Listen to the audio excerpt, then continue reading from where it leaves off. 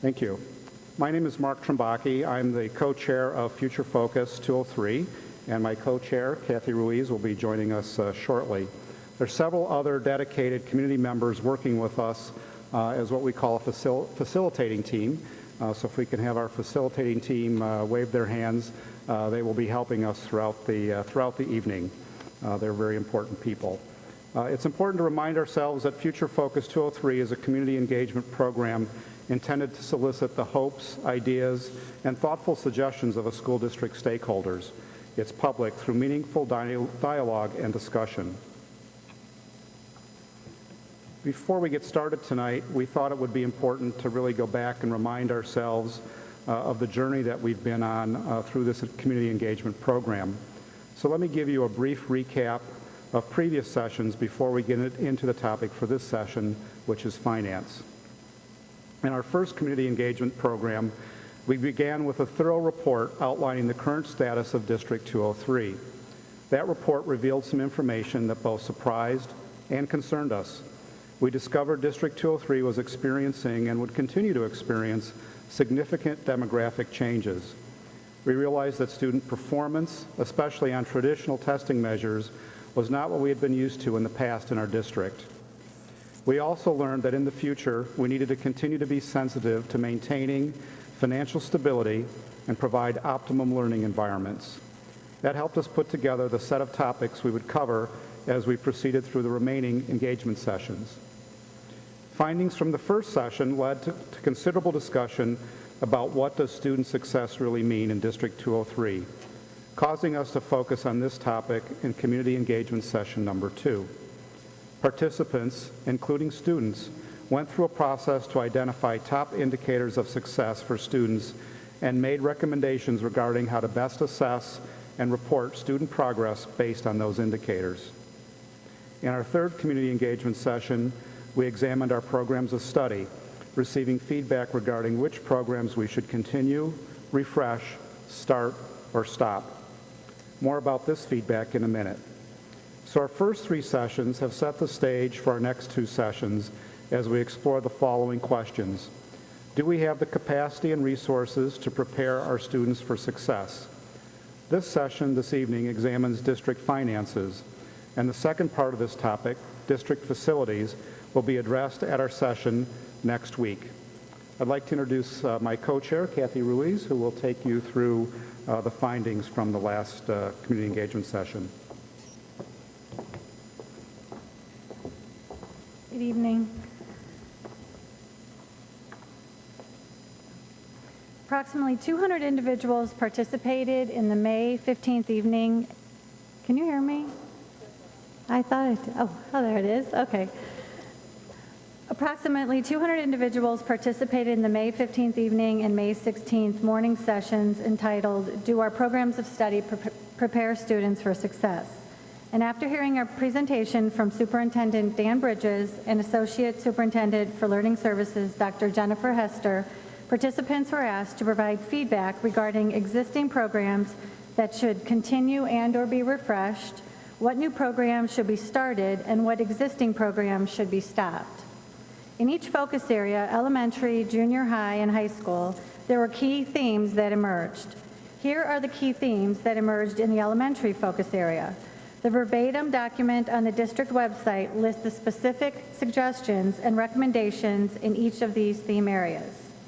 There was no particular theme or emphasis on existing elementary programs the district should cease, though responses did seem to suggest less focus on extensive testing and more attention on designing programs to be flexible to more readily meet the needs of all students. For junior high, these themes or categories seem to be repeated by participants in each of the continue, refresh, and start areas.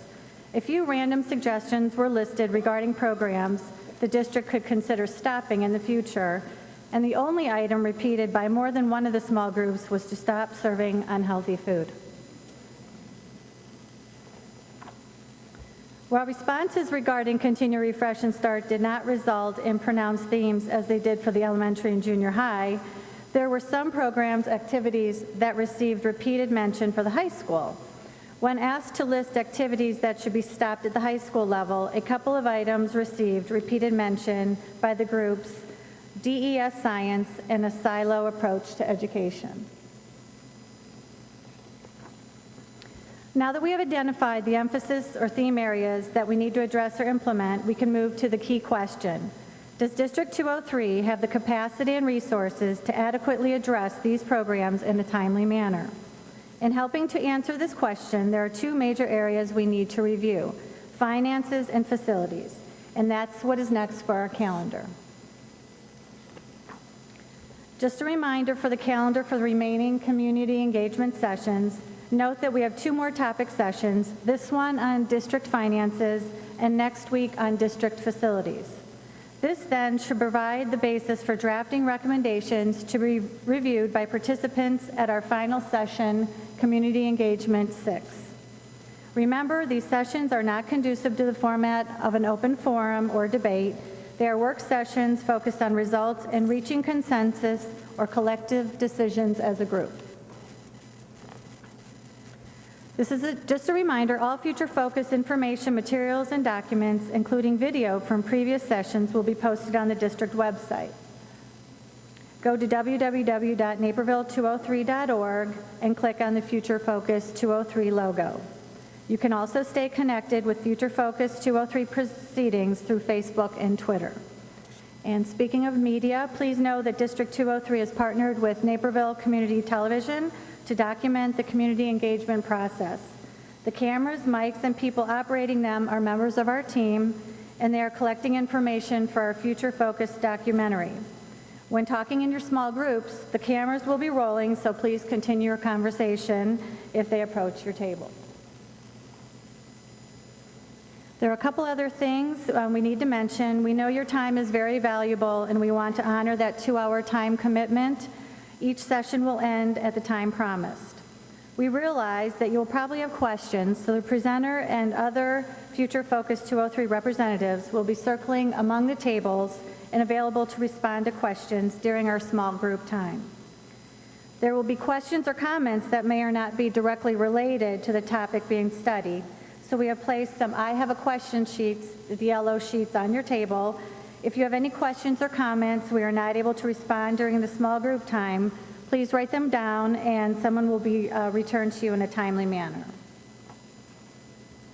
Hopefully by now you've all signed in and registered using the computer provided on each table. Please make sure everyone at the table has submitted a completed sign-in sheet. This is our way of taking attendance and getting your contact information so we can keep you informed of the project proceedings and events.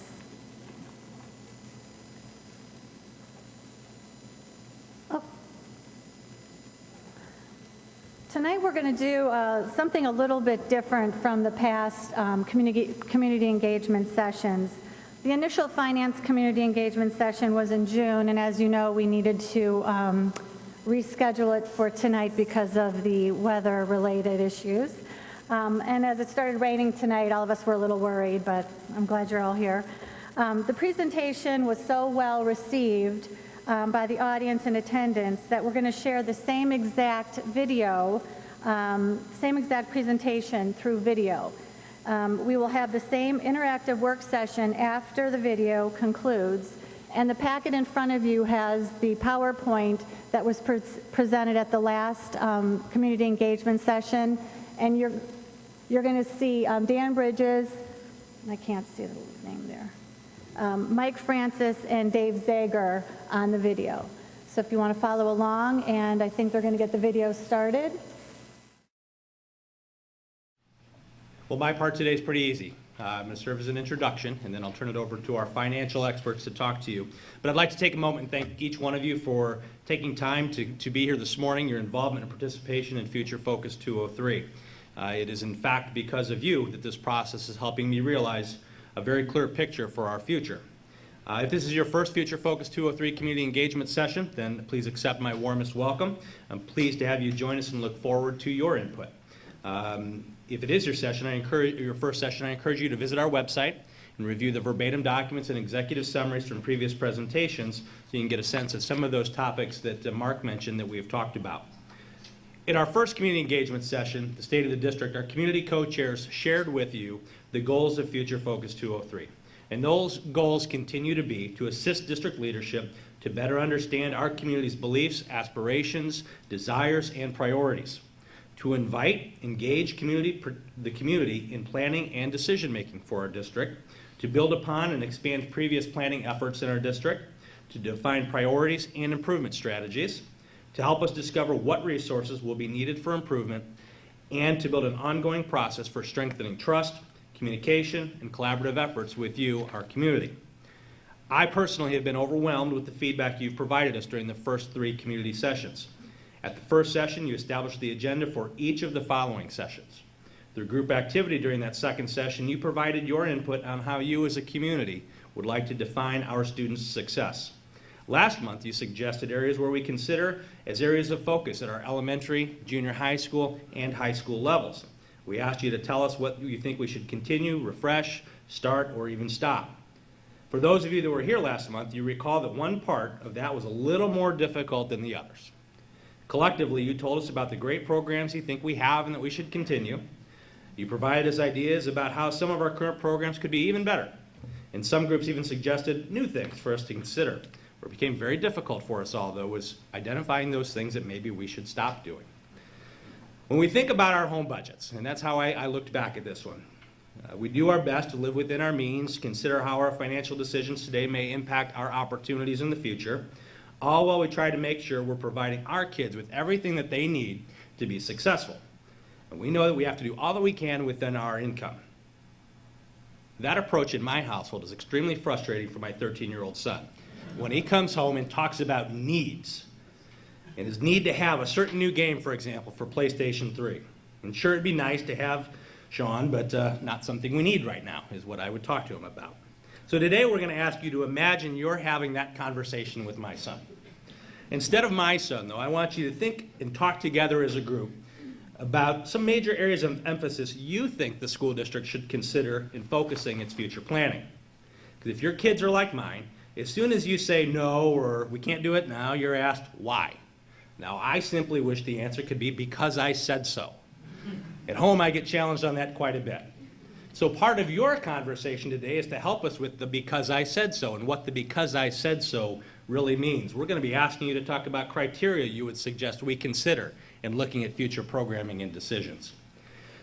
In order to do that, we want to help you get a better understanding and background on our finances. The presentation today is going to be a little different than normal because we're going to have 2 presenters up here together. I'm pleased to introduce to you Mike Francis. Mike is an associate with PMA Financial Network. The PMA companies offer a full range of products and solutions for the public finance sector. With services ranging from investment management to investment banking, PMA is focused on achieving long-term financial success for its clients. And then a face and a person that you're familiar with and you know is Dave Zeger, our Chief Financial Officer for School District 203. Many of you know and trust Dave as a sound, reasonable, and conservative administrator of your finances as a community. So together, I hope their presentation will give you a background where you can have a discussion and conversation about our finances and how they will impact our future decisions. Mike, Dave. Good morning, everyone. I want to begin today talking in general about how school districts are funded in the state of Illinois. There's really 3 types of funding that school districts receive. We classify them as local, state, and federal resources. On the local side, the biggest piece, as probably all aware of, are local property taxes. And you can see by the first pie chart on the left there that even a statewide average, over 58% of the funding for all school districts in the state of Illinois comes from local property taxes. Another local source of revenue comes from investment income that a school district can earn, fees that are paid by parents for registration, athletics, or food in the cafeteria. That would be that small slice of other that you see on the pie chart. Another source of revenue comes from the state of Illinois, and that really comes in two different forms. The first is what's known as general state aid. General state aid is designed to ensure that all students have access to an education on a basic foundation level. That foundation level is set each year by the General Assembly in terms of dollars. that they believe should be available to educate each child. And those dollars can really come in the form of local money, property taxes, and made up with general state aid. So the general state aid dollars really help the districts get to that basic foundation level amount. The other piece of state funding is in the form of categorical grants that help support specific educational programs, some of which are mandated by the state. Some examples of categorical grants are things like reimbursement for special education services, bilingual education, or transportation services. There are a number of other categorical grants, and some of those have been eliminated over the last few years of state funding, as the state has struggled financially and has had to eliminate some of the categorical grants. Categorical grants is the other one that you hear about in the newspapers, that the state is struggling to pay timely to school districts, and they're still behind in the timely distribution of categorical money. On the state side, you see that state portion is 27% of funding, but that portion is actually decreasing, has been decreasing over the last number of years. When I started in the industry over 20 years ago, that percentage was closer to 35% state funding, and that as the state has struggled, particularly over the last 4 or 5 years, that percentage has started to shrink. Finally, federal funding provides assistance to schools with low-income families through grants like Title I, and for special education students through another grant called through the IDEA. I think Dave's going to talk about those same items, but at a specific level for Naperville. Thanks, Mike. Well, that speaks to the average in Illinois. Not all school districts are the same, and right next to the state average, we can see where Naperville is. And I think the most glaring thing there is that we depend on property taxes in Naperville. 85% of our revenue comes from the property tax. State revenue makes up about 8%. So why are our property taxes such a large portion of our overall revenue? I think Mike started to describe it a little bit, but the state and federal funding is largely formula driven. What they look at is the wealth of the local district, and that's measured by the property within, the real estate values within that district. The lower the real estate values, the lower the property wealth within the district, the greater the state and federal government will pay for the education of those students. So Mike, I suppose that Naperville 203 depends more on taxes than average. That's good news and bad news. It is. The bad news, of course, is that you're paying more on average in property taxes than other communities throughout the state. The good news is, though, that it's really the only stable and reliable source of revenue that the school district receives.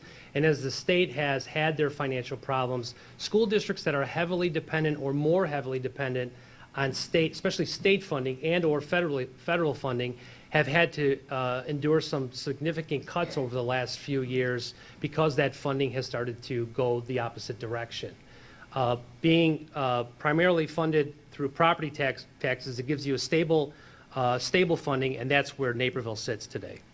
So if property taxes are our main source of funding, maybe we should talk a little bit about how that system works.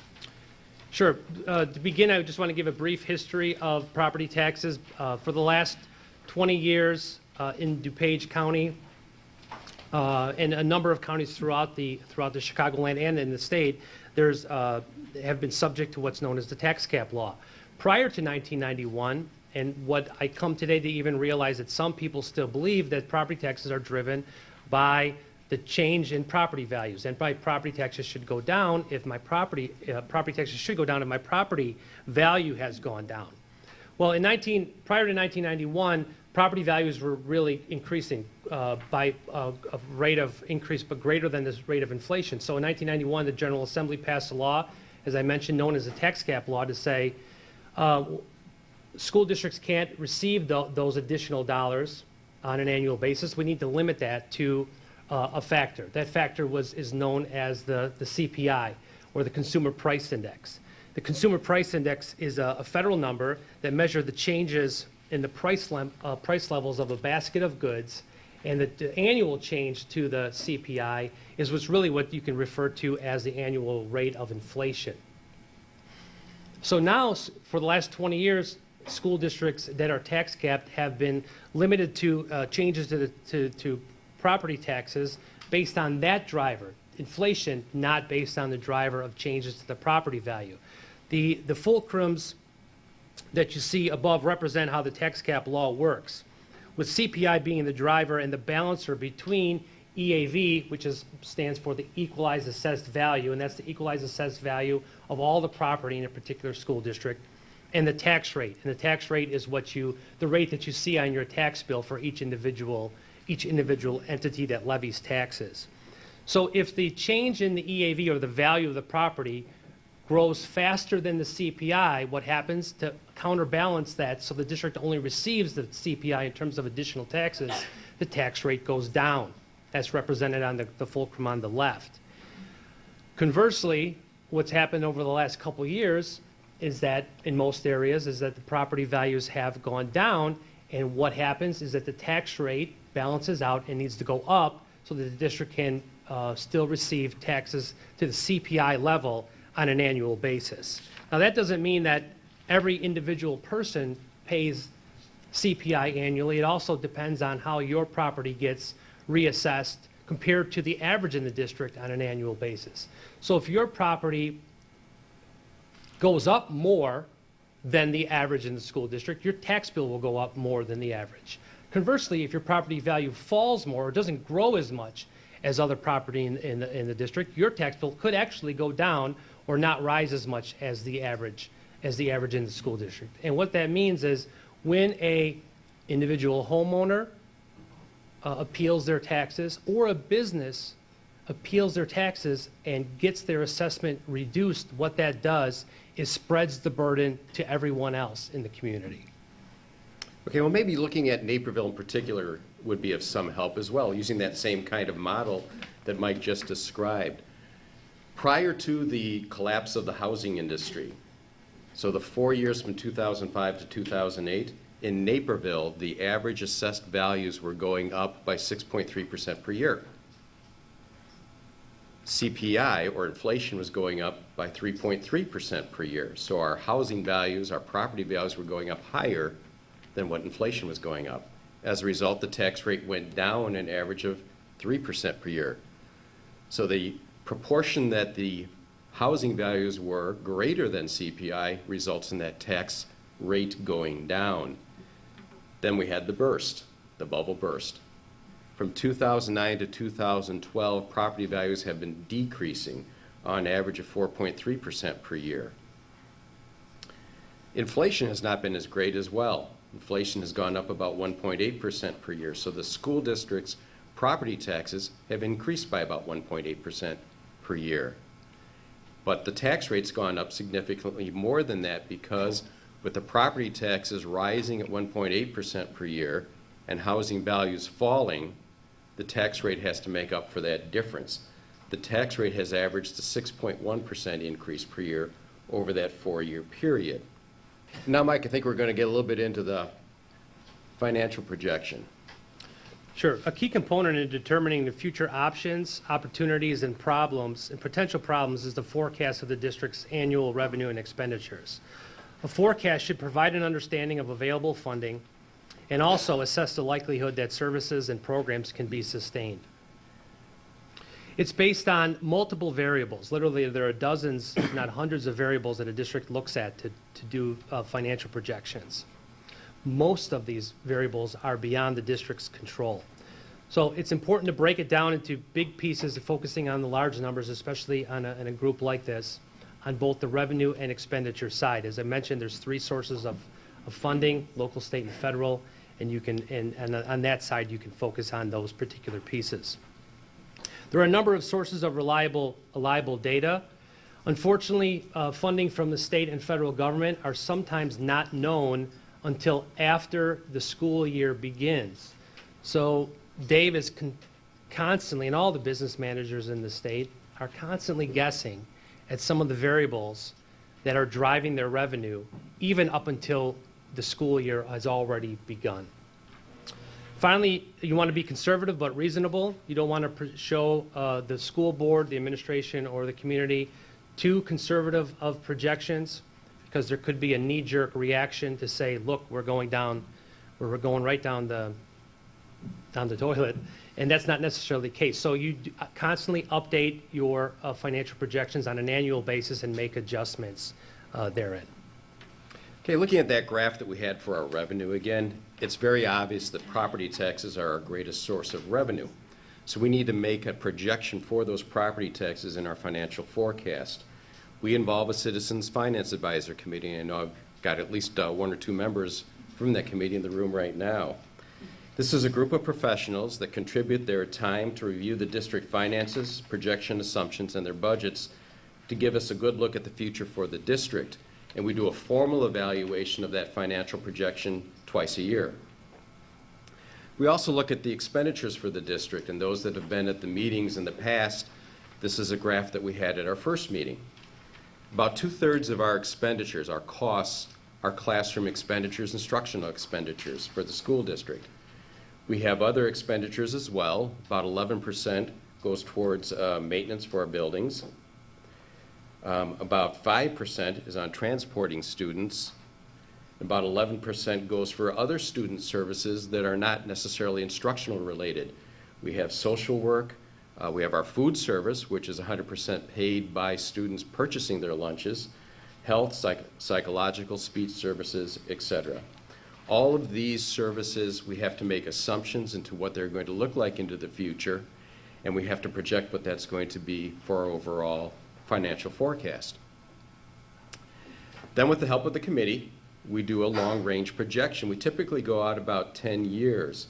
This illustrates what that projection, one of our latest projections are.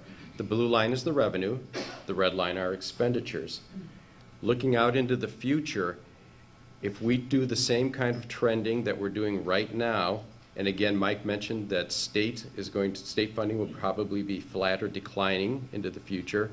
Federal funding has actually declined about 6% this year, but we anticipate it to remain flat or even slightly increase in the later years. With these kind of assumptions, we project that our revenues will exceed our expenditures at least another 7 years in the school district. And sometimes when you look at that, you say, my gosh, those lines are crossing. This is actually very good for most school districts. Most school districts are staring at right now those lines crossing, or 2 years ago those lines are crossing. So our school district is in an enviable position because we actually are currently balancing our budgets, and we anticipate that well into the future we'll be able to do so as well. And Mike is going to talk a little bit about exterior measures of our financial. Sure. So what are some ways to measure a school district's financial health? The State Board of Education has developed a measure of school district's financial health that they call the financial profile. The financial profile looks at 5 measured areas, one of which Dave just talked about, looking at the ratio of revenues to expenditures. Each of these 5 measured areas is individually weighted and scored. So the one that there's 2 with high weighting. One of those is the balance of revenues to expenditures. Are we spending more money than we're bringing in? If you are, you get a lower score. If you're spending under what you're bringing in, which Davis showed for the last, I think that goes out 4 or 5 years before those lines cross, you get the highest score. The scores range from 1 to 4, 1 being low, 4 being high. Another measure is fund balance to revenue. So again, all school districts have the same fiscal year running from July 1st to June 30th. So their annual financial reports are based on that June 30th data. So it's a way to compare school districts throughout the state. And what is the school district's fund balance compared to the revenue they received for that particular year as a percentage? And anything more than a 25% revenue balance also receives a score of a 4. Some of the other category of measures are days of cash on hand.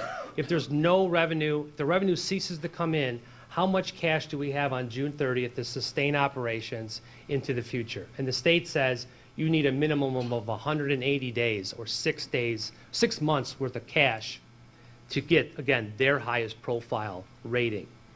The last 2 are looking at short and long-term borrowing and how much. There are formulas that limit how much the school district can borrow. And obviously, the less you have borrowed, the higher score that you would receive on those particular, in those areas. Another view is a more of an outside view, is from rating agencies like Standard & Poor's or Moody's. They rate all entities throughout the country. And the credit rating is a forward-looking opinion about credit risk. It's really for potential investors into things like school district bonds when the school district goes out into the bond market. It's looking not only at your financial information, but the economic information of the school district.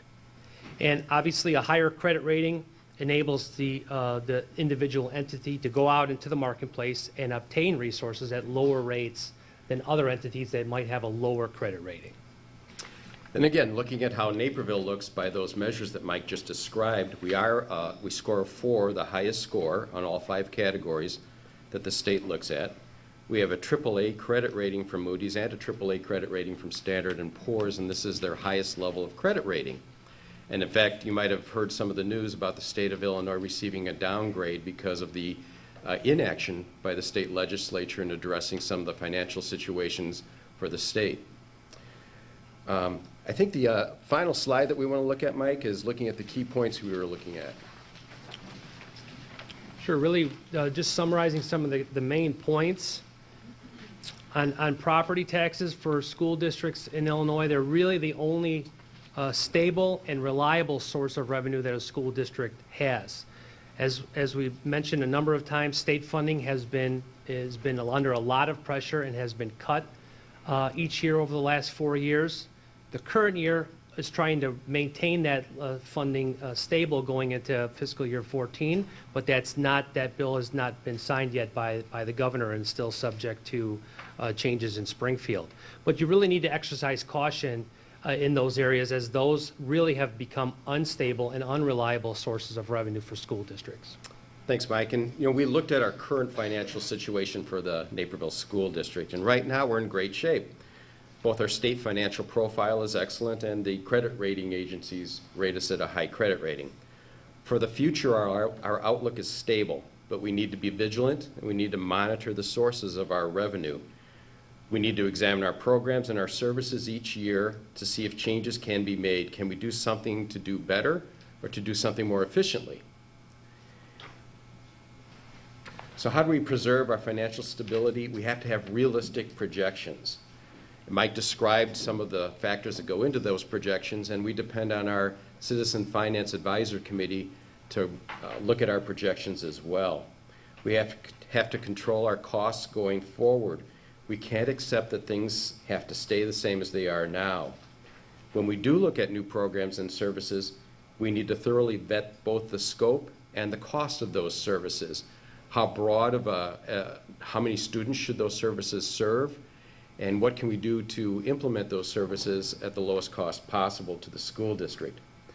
We need to see how that fits within our program and what we need to change to accommodate that new program. We need to use a disciplined approach in what we do into the future.